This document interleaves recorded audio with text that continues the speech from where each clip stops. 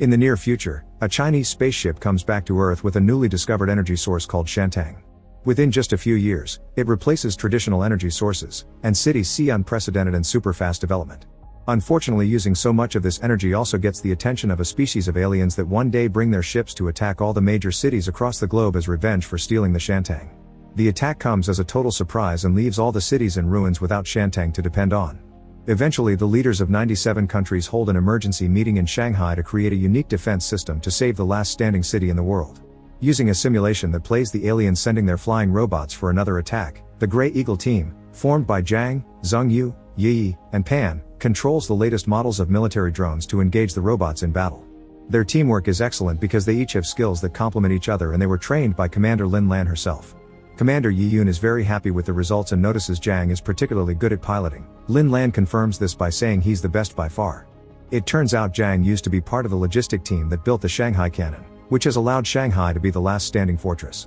But as things got worse, he joined the battling team to help. After another day spent training, Zhang leaves the office and rushes to the elevator so he can leave with Lin Lan, who Zhang has a huge crush on. Today it's Lin Lan's birthday, and Zhang wants to gift her a flower, but he's shy and hesitant. By the time he gathers courage, Lin Lan is already leaving the elevator. Later at home, Zhang sends her a message about today's training and is delighted to see her answer he did well. Sometime later, Yi Yun informs Lin Lan that New Delhi has also fallen to an alien attack and he wants her to use the information gathered there to improve their defenses. Suddenly Code Red is announced in the fortress. It turns out an alien mothership has appeared above Shanghai. People begin panicking all over the city, but soon the soldiers guide them to the corresponding shelters before joining their teams at the fortress. Among their many defenses, the city has a special force field that stops the laser beam the mothership opens its attack with. However, the force field can't stand up for long, and when the beam manages to make a hole, the aliens send an army of robots through it before the engineers fix it. The pilots immediately send their drones to fight them, being careful not to hurt any civilian that is still running to a shelter. One of the robots approaches the fortress and lands in the middle of the road, causing a car accident that almost hits a girl. Luckily Zhang pushes her out of the way just in time. Then the robot begins shooting at everything in its path, so the artillery team opens fire to try to stop it, to no avail. Zhang tries to help as well without much luck, but at that moment a tank controlled by Lin Lan arrives and destroys it in seconds. The drones finish taking down the rest of the robots just in time for the engineers to finish fixing the force field, thus the mothership leaves the area for now. Later, the science division informed the committee that they scanned the mothership during the fight and discovered a weak point in it. The committee wants to use the Shanghai cannon to hit it, but Yi Yun doesn't let them because a counterattack could put people's lives at risk.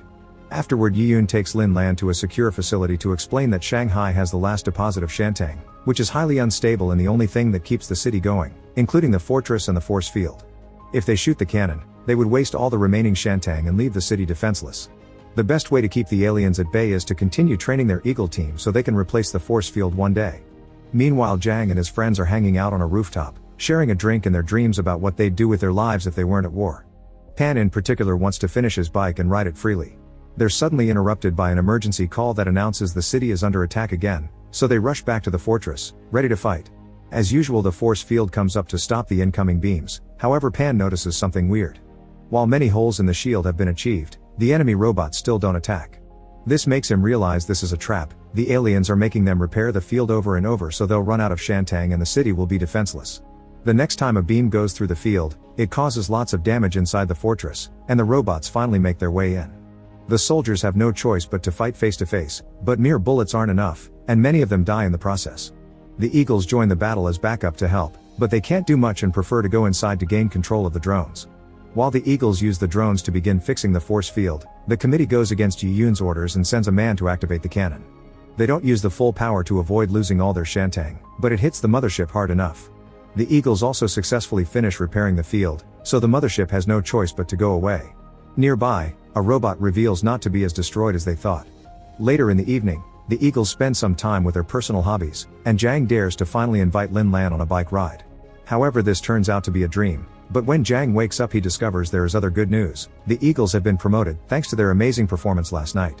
Yi decides they need to celebrate their promotion, and the team goes to a club to have fun, but Zhang can't stop thinking about Lin Lan.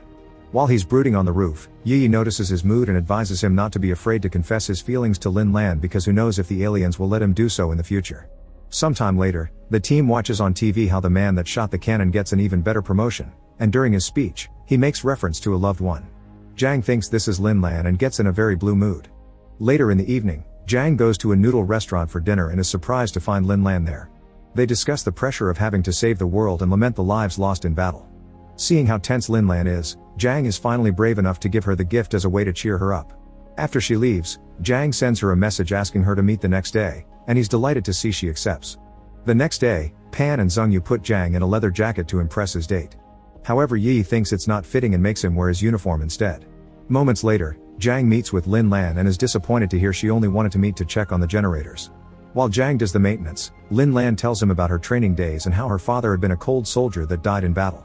Lin Lan can't help crying at the memory, and as she watches the sky, she tells Jiang that she hopes they can build a future where kids can look up and see the stars instead of the beams that keep up the force field. Sometime later, people panic when they notice that the ground is starting to split, almost as if an invisible earthquake has hit the area. Yi tells the committee that the energy deposits aren't stable and the use of the cannon has made it worse, meaning there's a risk of the force field will go down soon. Suddenly an alert warns them that cracks have mysteriously appeared on the force field, so Yi rushes back to the command center to guide the Eagles into repairing them. Thanks to skillful teamwork, the field goes back to normal, but at this rate it is only temporary. At that moment, a robot breaks through the roof into the command center and begins killing people. The soldiers try to stop it with their guns, but bullets can't damage it. Pan tries hitting it with a fire extinguisher, but it doesn't do anything either, and the robot doesn't hesitate to hit Pan in return before dragging him to the force field panel to disable it. With his dying breath, Pan activates the self-destruct sequence, and Jiang and Zhengyu have to drag a crying Yi out before the room explodes. With the robot destroyed, the force field goes back up immediately. In the evening, the team takes a moment to mourn Pan and the other casualties with the respect they deserve, and Yi is given Pan's tags. When they return to their dorms, Jiang gives Yi Pan's bike key because he had always wanted her to have it. Sometime later, the committee discusses the option of giving up on Shanghai, but Yi refuses and reveals he's made a battle plan for their last chance. The idea is to shut down the force field and direct all that power to the cannon so that it'll be strong enough to actually destroy the mothership. The Eagles will have to be the defense instead of the shield, and the team accepts the mission even if it's incredibly dangerous. Yi also asks Lin Lan to stay in the Shantang room and stand on guard. All civilians are sent away to shelters until the streets are completely empty. This will allow soldiers to fight more freely and have tanks on every corner. Before they join the fight, each soldier leaves an item inside a box that will last 100 years in case the city falls to ruins too. Zhengyu leaves a letter for his parents, and Yi leaves Pan's keys. Jiang chooses his phone, but first he sends a message to Lin Lan confessing his feelings. Unfortunately, because of the current power problems, it isn't sent. This time the Eagles will have to fly actual planes instead of controlling the drones. As soon as the force field is shut down, the alien robots descend and start a fierce fight in the sky. The Eagles coordinate their skills in the air together with an army of drones, but unfortunately it isn't enough and a few robots fly past them to attack the command center. With encouraging last words for his team, Yi dies when the room explodes. Next, the robots begin making their way to the Shantang facility, so the Eagles and the tanks rush to try to stop them. As another battle begins with both sides losing soldiers every second, Lin Lan checks on the cannon and discovers it's fully charged. They only need to wait for the mothership to get in the right position. The robots manage to break the line of defense on the ground, and one of them jumps on Yi's plane. Jiang asks her to do a flip and flies closer to hit the robot with his own plane, effectively destroying the enemy but also catching his own wing on fire. Jiang has no choice but to evacuate in the emergency pod, which lands right in the middle of the battle. He immediately joins the fight with his guns, shooting at the robots as close as possible, and when a robot is about to kill him, Yi shows up and shoots it with her plane. Then she joins the fight on foot as well, determined to get revenge for Pan. Meanwhile, Zhengyu flies toward the mothership to try to make it move toward the cannon. There are too many robots surrounding him though, so he needs backup. Yi rushes back to the command center and while thinking about Pan, she activates a special grenade that takes out a good amount of robots, sacrificing herself in the process. While Jiang rejoins Zhengyu in the air by using Yi's plane, the mothership finally moves. The cannon is immediately shot, causing a huge explosion that also damages the surrounding buildings. When the air clears, everyone is shocked to discover the attack has failed because the robots took the shot to defend the mothership. With almost no hope left, Lin Lan remembers why Yi left her there. The cannon was shot with the energy from the force field, but as a last resort, they can shoot one more time with the remaining Shantang energy. This will leave the city powerless and cause the land to sink.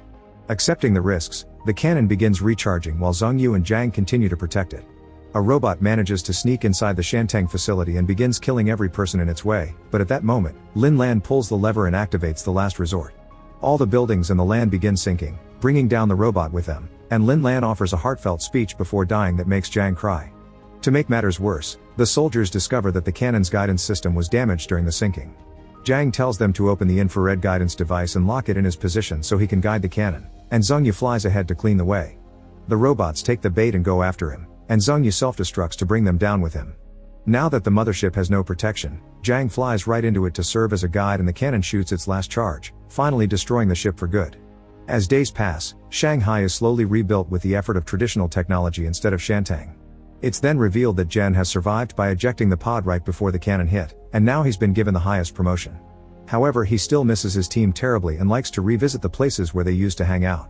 One evening he visits the noodle restaurant, and a coworker brings him the box where he left his phone. When Zhang checks it, he's discovered that his confession had been sent and Lin Lan only replied received. With tears in his eyes, Zhang sends her one last message, telling her to sleep well. Then a flashback reveals that when Zhang chose to join the army, he had Lin Lan's guidance on how to fill in the form. He fell in love with her that day, and that's why he chose the fortress as his destination. Make sure to subscribe and turn on notifications so you can watch more videos like this. Thanks for watching.